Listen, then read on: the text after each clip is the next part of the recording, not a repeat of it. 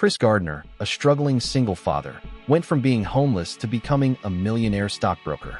He earned over $1 million in just 1 year and was able to provide for his son. But what drove him to achieve this success? Was it just his financial skills or something deeper? What is it about our past experiences that shapes our financial identity? Here are the 6 key factors that drive your financial identity and how to align them with your goals. Our financial identity is shaped by the lessons we learned as children. For example, Ronald Redd, a janitor who left behind an $8 million estate, was raised by frugal parents who taught him the value of saving. He applied these lessons to his own life, investing wisely and living modestly. This is an example of the scarcity principle at work, where our past experiences influence our financial decisions. We may not even realize how these early lessons are driving our financial identity. Perhaps you grew up in a household where money was always tight, or maybe your parents were big spenders. Whatever the case, these early experiences have a lasting impact on our financial mindset.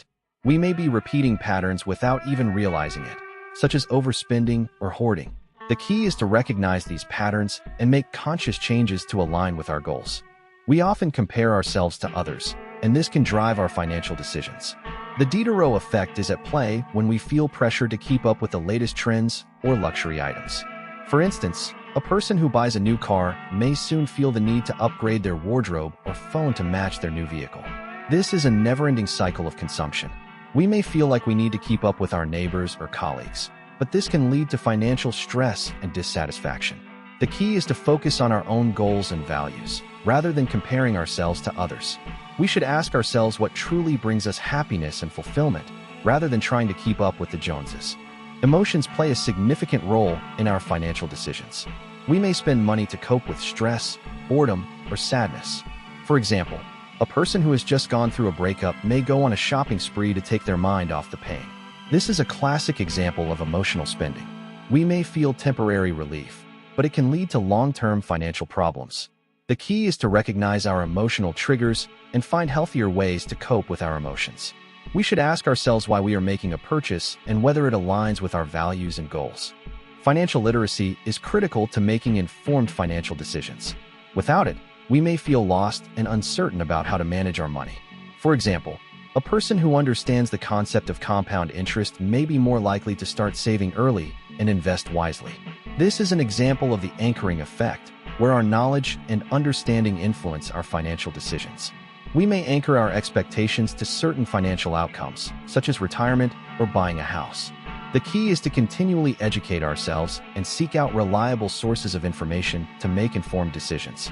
Number 4 is the one almost nobody gets right. So stick around to learn how to make informed financial decisions. Our financial decisions should align with our goals and values. When we prioritize what is truly important to us, we are more likely to make financial decisions that support our well-being. For example, a person who values travel may prioritize saving for a trip over buying a new car. This is an example of the scarcity principle, where we prioritize our goals and make conscious decisions about how to allocate our resources. We may need to make trade-offs, but when we align our spending with our values, we are more likely to feel fulfilled and satisfied. Our mindset plays a significant role in our financial decisions. When we shift our perspective and focus on abundance rather than scarcity, we are more likely to make financial decisions that support our well-being. For example, a person who views money as a tool for freedom and opportunity may be more likely to invest in themselves and their future.